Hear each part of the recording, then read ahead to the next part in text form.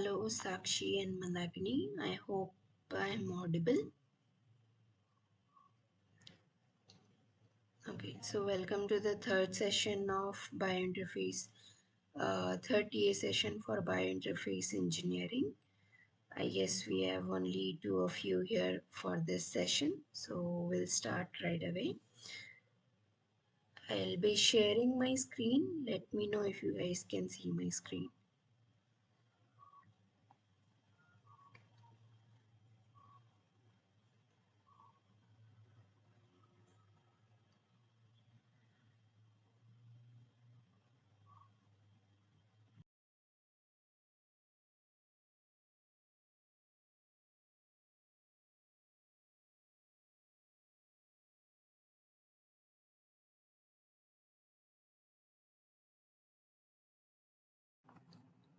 So we'll now start week 3 biointerface engineering TA session.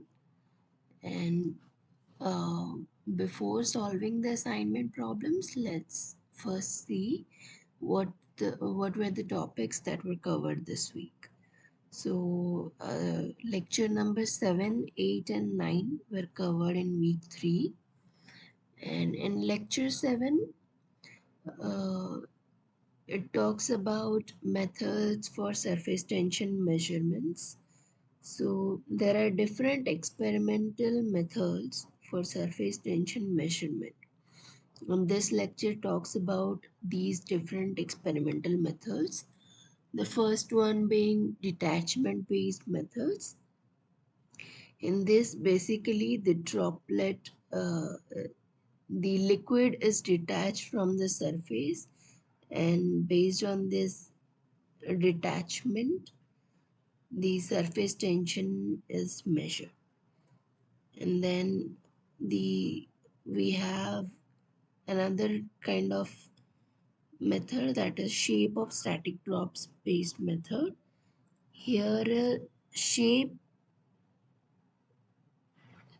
the shape of the so here a drop is created on the surface, and the shape of the drop is analyzed to measure the surface tension.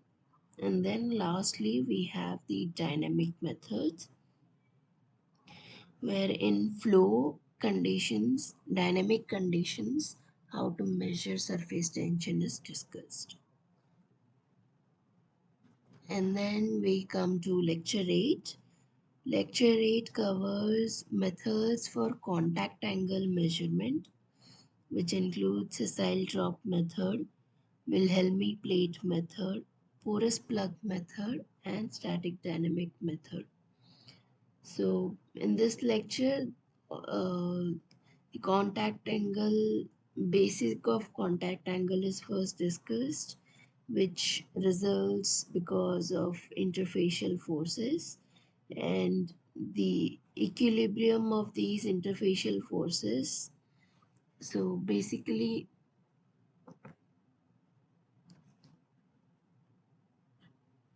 if this is the surface, there is a drop, and then uh, the force along this tangent, this and this, all of these forces are in equilibrium, and which results in formation of this contact angle.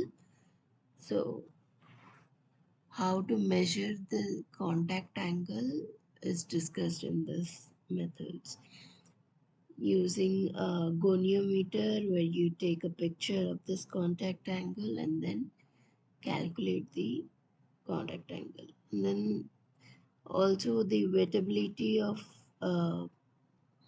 powder, and different static and dynamic methods of contact angle measurement was also discussed. And then comes lecture 9. So in lecture 9, determination of surface tension of solids was discussed, which is really difficult as compared to determination of surface tension of liquids. And then different methods of determination of solid was discussed.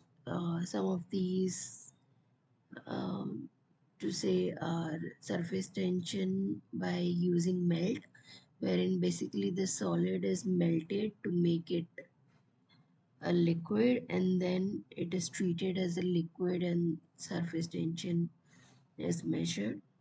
Then heat of the solution, uh, by difference in heat of the solution in its coarse and fine uh, state, the difference in the heat of the solution is recorded, and then you can measure the surface tension. Abrasion and grinding, where mechanical energy supplied to uh, abrade or grind corresponds to the uh, surface tension, can be related to determine the surface tension of the solid. And then similarly, there were more work of cleavage, dependence of solubility, wettability, etc. So a lot of different methods of surface tension of solids was discussed. And then adhesion, work of adhesion, wherein we see that work of adhesion is given by minus A by 12 pi d square.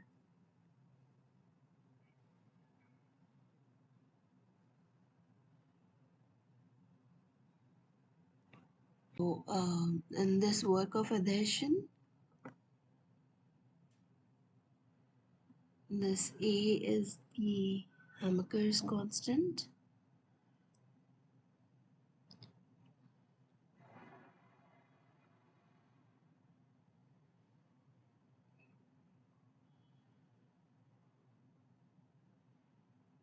Hammaker's constant, which is also given as A equals to pi square,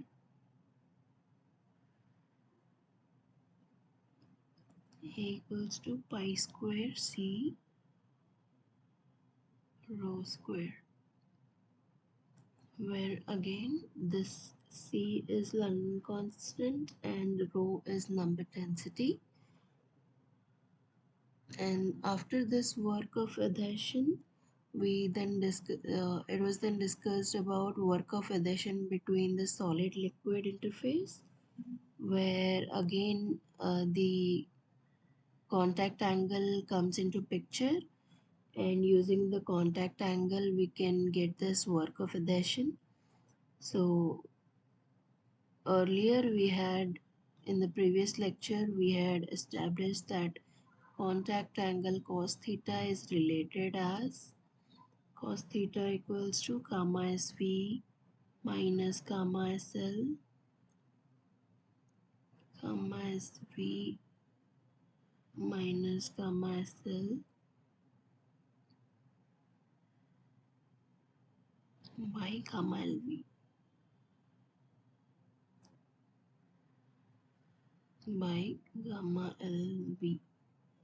So using Young's equation, work of adhesion between the solid liquid interface is same as the surface tension between liquid vapor interface plus surface tension between solid vapor interface minus surface tension between solid liquid interface. And then it is simplified as gamma LV 1 to 1 plus cos theta, 1 plus cos theta.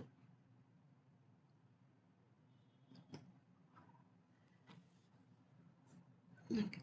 So after this work of adhesion, then the measurement of this adhesion force was discussed. So how we can experimentally measure this adhesion force. So two different techniques were discussed. One was atomic force microscopy or AFM,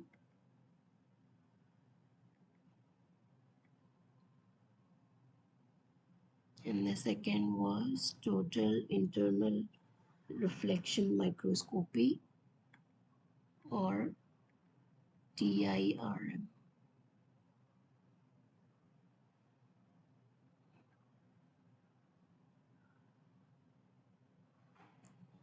TIRM.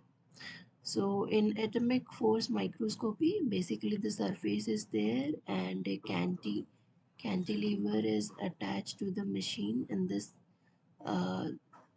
the interaction between this cantilever and this surface is based on adhesion, attractive and repulsive forces, and based on the deflection of this cantilever from the surface, we can measure the adhesive force.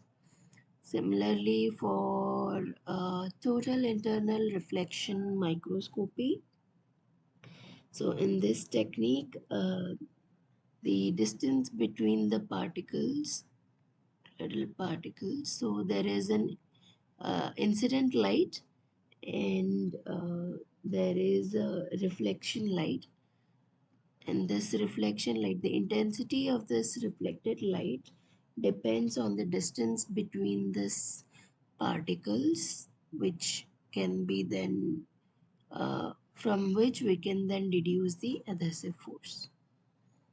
So these were the topics that were covered in week 3, and then now we'll discuss the assignment problems. So this was the first question for week 3 assignment. Which of the following is not a method for surface tension measurement using the shape of static drop?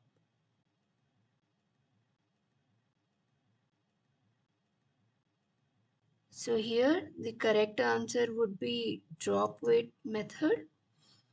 Here the drop weight method is a detachment based method, whereas the other options such as the pennant drop, sessile drop or rotating drop, these are all shape of static drop methods for measurement of surface tension. This was the next question. What is the relation between the correction factor and the volume of drop in the drop weight method?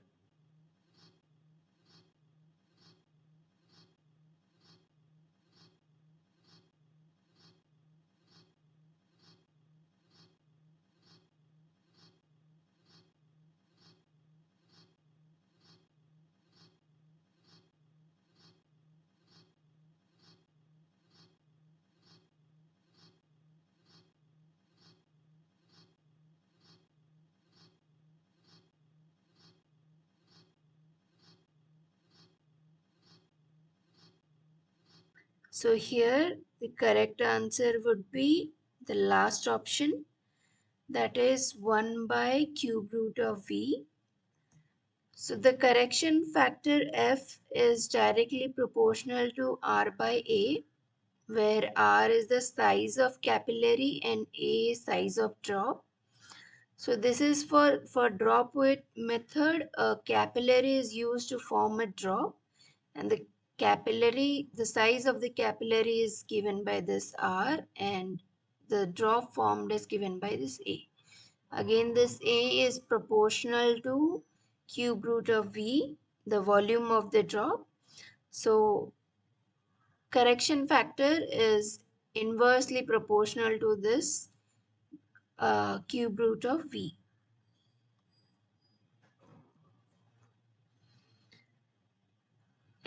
this was the next question. The material of the ring or plate used for measurement of surface tension is.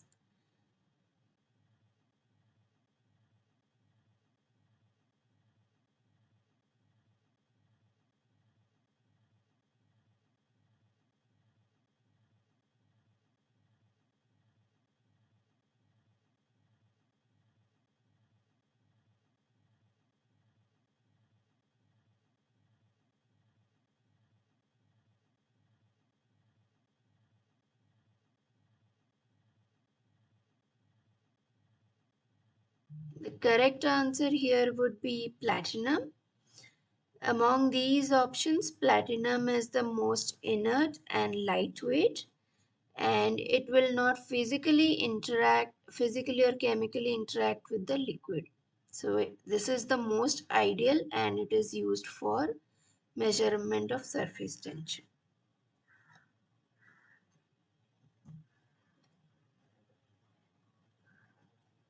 I hope I'm still audible.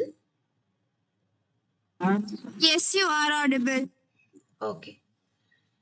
So this was the next question. Which of the following methods for surface tension measurement do or does not require consideration of the correction factor?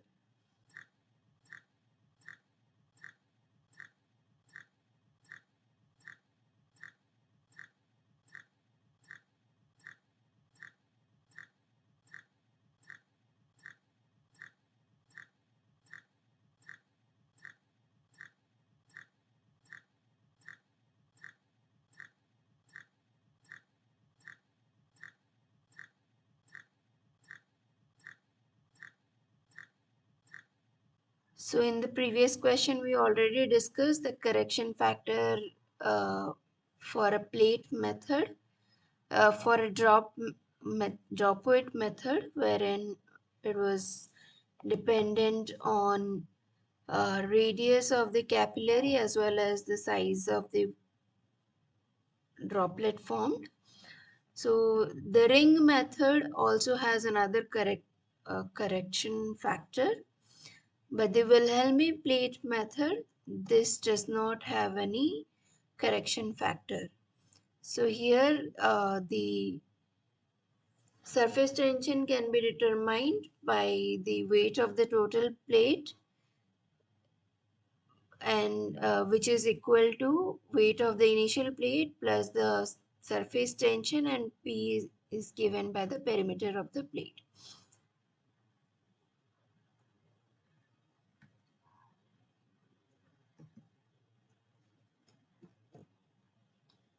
And here only the length is involved, and we are not change the plate is not going to change for from batch to batch. There won't be any batch to batch variation, so we don't need any correction factor in this plate detachment method or Wilhelmy plate method. Now this was the next question. The pendant drop method for surface tension measurement is based on.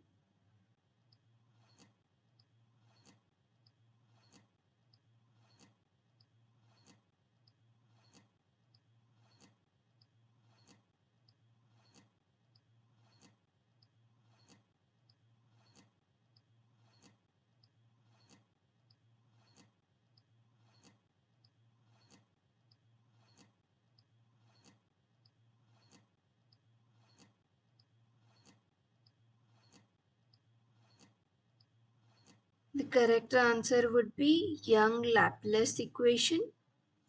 So a drop hanging from the tip is grows in size due to variation in the hydrostatic pressure between the external and the internal pressure of the drop, which is given by the Young's Laplace equation. Delta P equals to P internal minus P external, which which is then equals to the surface tension into 1 by R1 plus 1 by R2, which are the radius at the curvature, and the radius at the middle of the drop.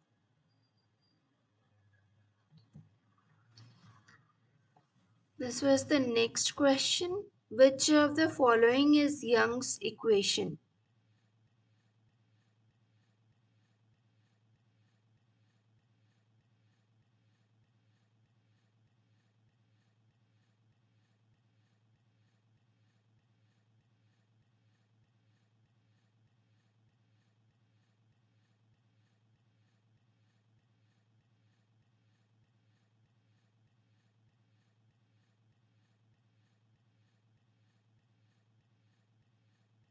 Cos theta equals to gamma SV minus gamma SL by gamma LV. The first option would be the correct answer. So the Young's equation explains gives the equation to explain the solid liquid interface where a contact angle is formed between as the tangent is drawn at the edge of the liquid. So this angle is theta, and then gamma SL is the surface tension of between the solid and the liquid, gamma SV between the solid and the vapor, and gamma LV is the solid and liquid surface tension.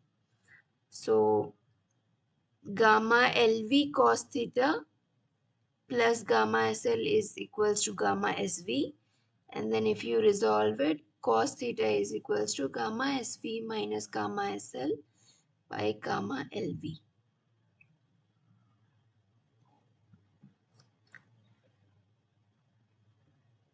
Here is the next question. Contact angle goniometer was first devised by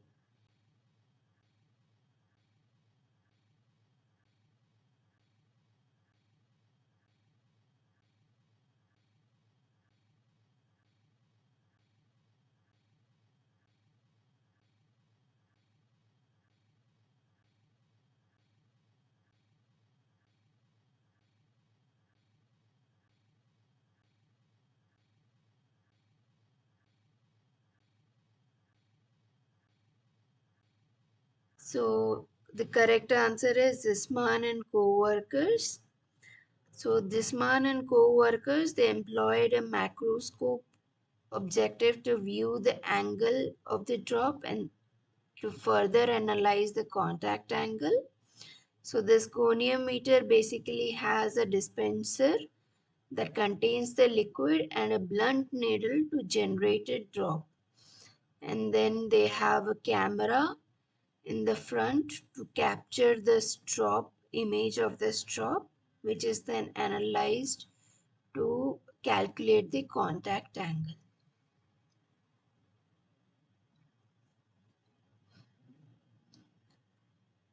Now here is the next question. Which of the following is the geometric mean assumed by Girifalco and Good equation?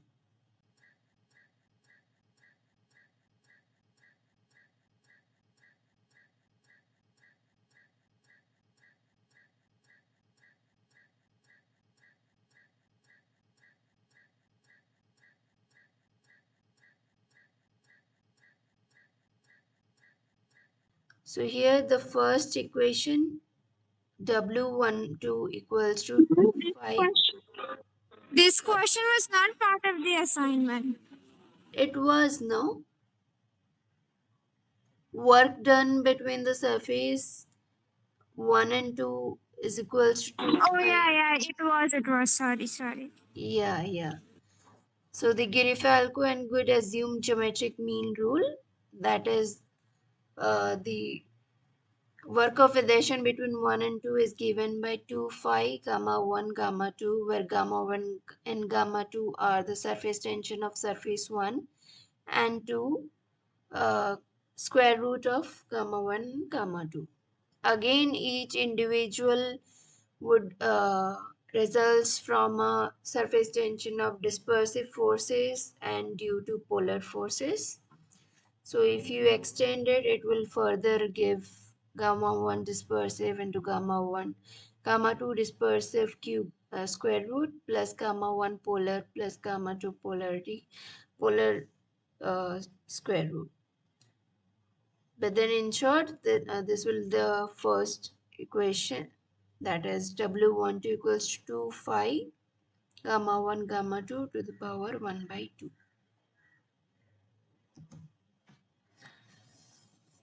Now this was the next question. The adhesion force for the deflection of cantilever of atomic force microscope can be estimated by using.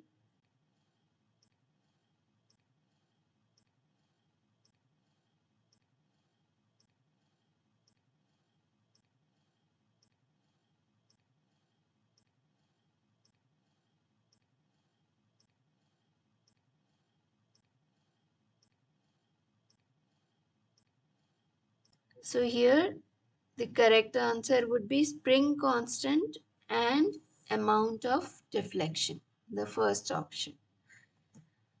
So the atomic force microscopy, it determines the adhesion force from the deflection of the cantilever when which is given by spring constant K into delta D, which is the deflection formation.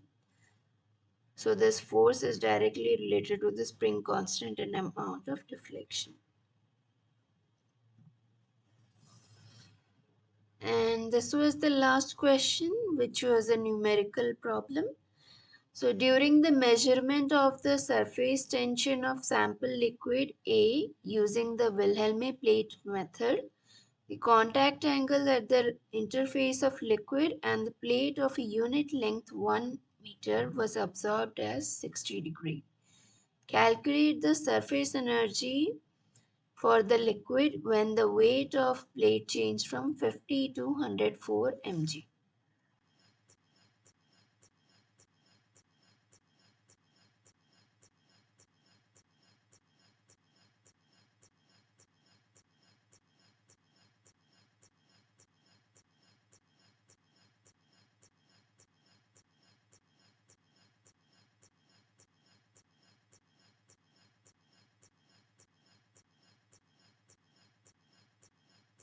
So we'll be using this equation which I showed before for the Wilhelmy plate method. So here the work total, weight total would be 104 mg, and the initial weight of the plate will be 50 mg plus 2L cos theta into surface tension. L given here is 1 meter and cos theta is r 60 degrees. So basically this is 104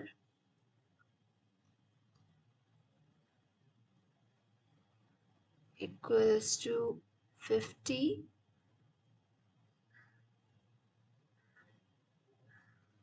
plus 2 times of 1 meter into cos 60 here would be 1 by 2, and then we have our surface tension. So this will get cut, and then we have our surface tension equals to 104 minus 50, that is 54. So the last option 54 would be the correct answer. Okay, this was all the assignment problems from last week, that is week 3. Do you have any doubts in any of these questions again? I don't have any doubts. Okay. So I have some sample questions for week 4. These are not the assignment questions. We'll discuss the assignment questions next week again.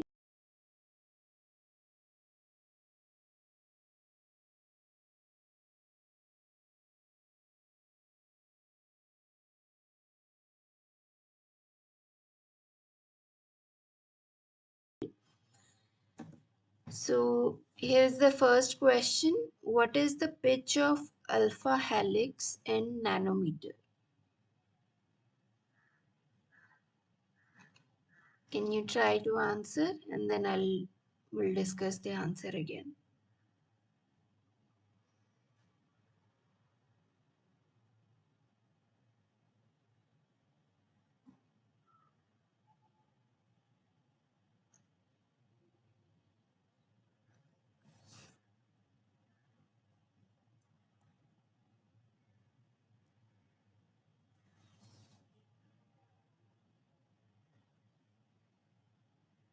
Do you have an option as your answer?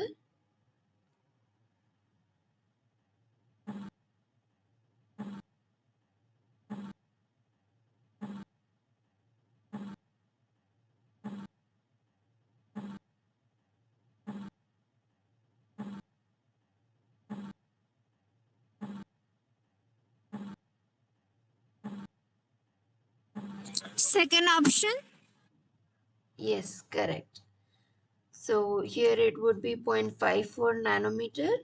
So basically this is a alpha helix, and each helix, uh, the pitch is 5.4 angstrom, which can convert to 0.54 nanometer. And then each helix has a 3.6 amino acid residues.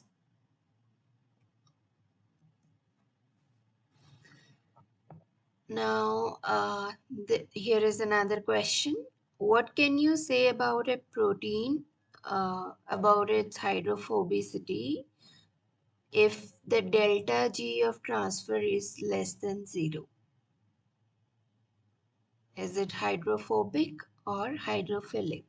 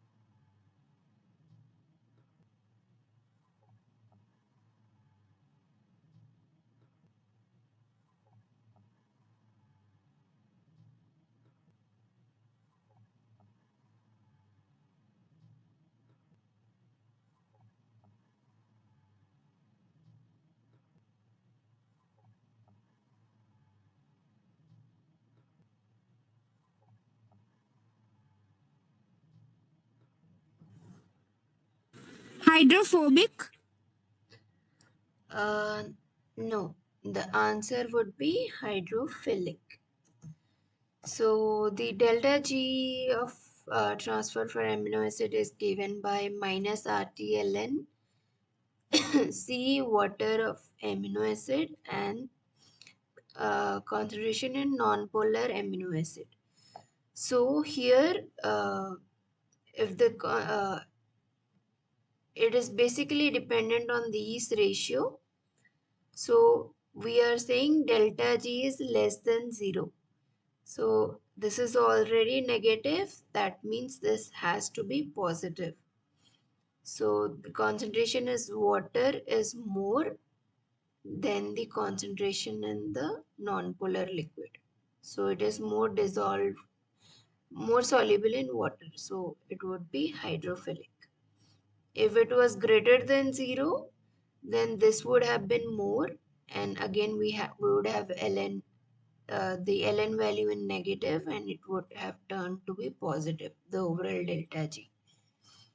So delta G less than 0 would be hydrophilic.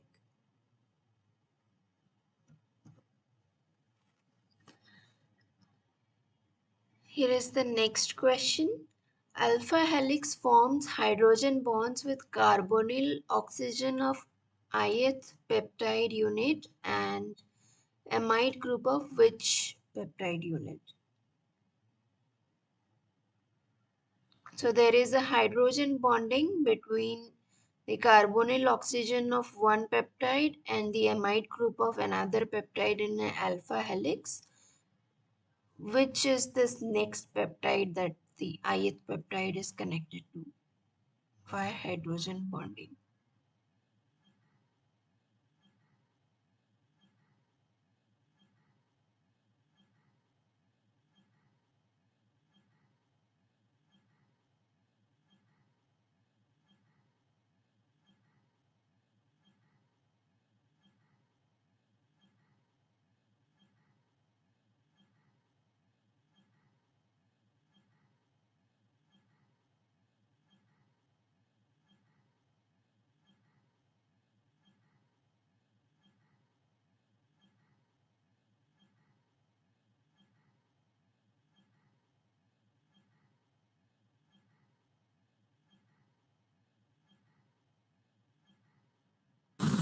I plus 2. No. The correct answer is I plus 4.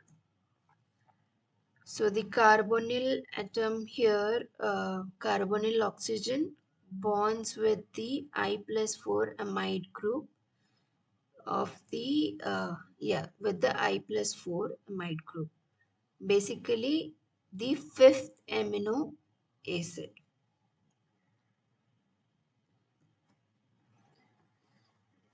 Okay, this is the last question I have for today. So this is a QCM data that shows variation in delta F by N with time for adsorption of bovine serum albumin, a protein, on various substrates.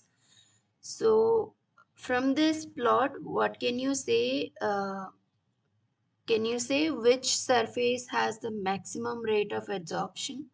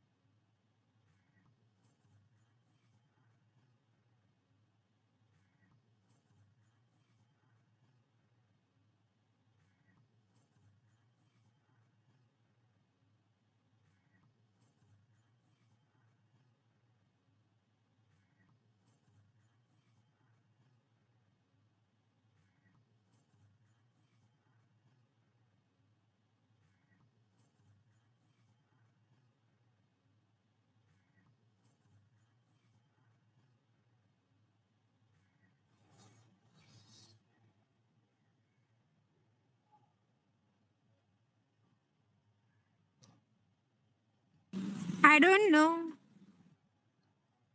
Okay. Uh, so the for QCM, this is the formula that is associated with it. The change in mass is given by uh, C, the crystal value of the crystal, into delta F by N. So here with the delta F by N is plotted here with respect to time. So this change in resonance frequency increases with increasing change in mass. So if you see it like this, that more the deposition of protein is there, more adsorption is there, more delta,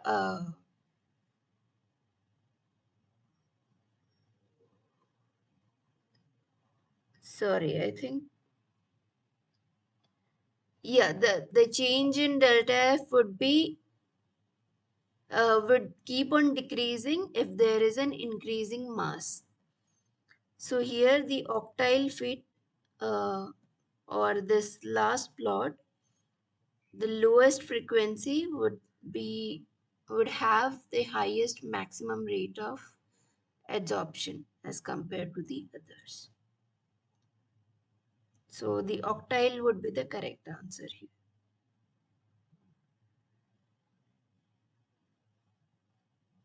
Okay, this was all I had for today. If you want me to go through any question again, we can go, or if you have any other doubt.